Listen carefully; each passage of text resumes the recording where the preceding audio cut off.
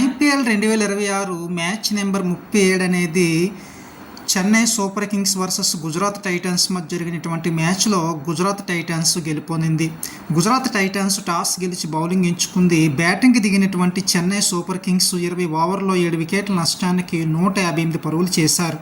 Chennai super Kings బ్యాటింగ్లో రుతురాజ్ గైక్వాడ్ 60 బంతుల్లో 74 పరుగులు చేసి నాటౌట్గా ఉన్నారు. ఇక గుజరాత్ టైటన్స్ బౌలింగ్లో రబాడా 4 ఓవర్లు వేసి 25 పరుగులు ఇచ్చి 3 వికెట్లు తీసుకోవడం జరిగింది. తర్వాత బ్యాటింగ్ దిగినటువంటి గుజరాత్ టైటన్స్ 16.4 ఓవర్లోనే 2 వికెట్ల నష్టానికి 162 పరుగులు చేసి మ్యాచ్ గెలుపొందడం జరిగింది.